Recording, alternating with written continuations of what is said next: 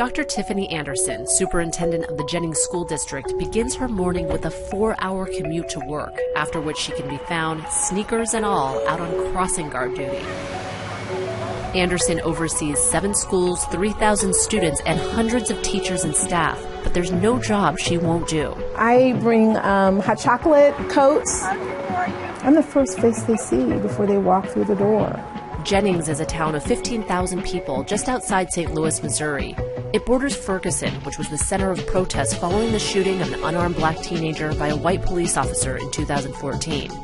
Like Ferguson, Jennings has a population of mostly African Americans, 1/4 of whom live below the poverty line. What was this school district like when you first arrived? 4 years ago, Jennings didn't really feel like a community that had hope. Almost every month, I am attending a funeral of either a current student or a student's parent, and often those are, victims of crime. We have 2 students at one of our elementary schools, where they literally had to crawl out of the window as their mother was being stabbed. Things that we can't imagine. 17-year-old Gabby Scott is a junior at Jennings High School. How old were you when you found out you were pregnant? 15. It was rough. Did you cry? I did, a lot. So much I probably don't even have tears left. Just a few years ago, many students in Jennings were in danger of not graduating. Dropping out was not an unusual occurrence. Did you think about, how am I going to go to school and have this baby? It was the first thing that was brought to my mind. I don't think I'm going to be able to go to school and be pregnant. Do you think that people had sort of written this school district off? I think in many ways, because Jennings has so much poverty, people really weren't sure if improvement was possible. With grants, partnerships, and some creativity, Dr. Anderson balanced the budget, launched a college prep program, and brought back arts education. She also began to address issues that stemmed far beyond academics. I learned that food was the greatest issue, so we decided we would open a food pantry. We give out 8,000 pounds of food a month. Approximately 200 to 400 people every 2 weeks get food from Jennings. And then we looked at healthcare.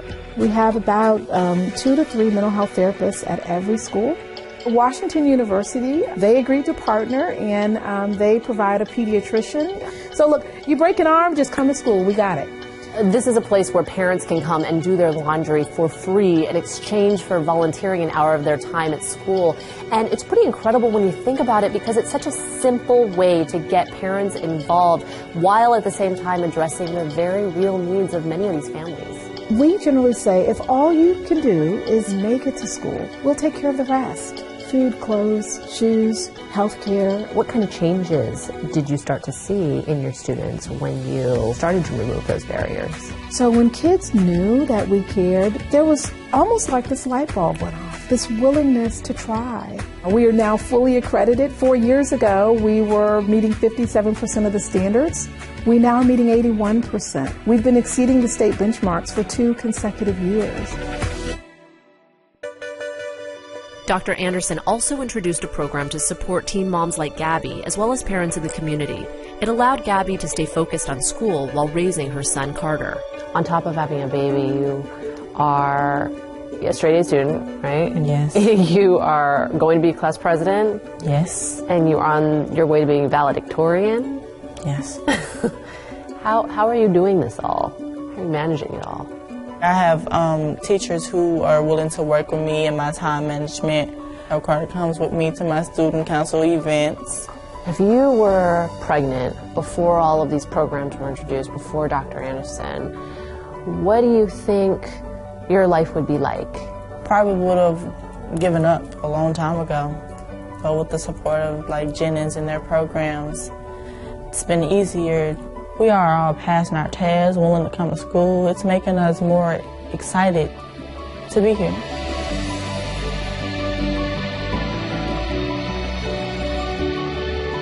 This community borders Ferguson, which has seen a lot of unrest. This is a critical time in our country. Mm-hmm. Has that brought greater urgency to the work that you do here? I believe our role is to show people that there is a system of oppression and to gain the greatest amount of education they can so that they have the power to make changes. Can this work be replicated in other places? Now, this work we've done in Jennings can happen anywhere, in any size district, and in any community. Zip codes should not determine the quality of education or health care, and we will not allow for that to determine where kids end up.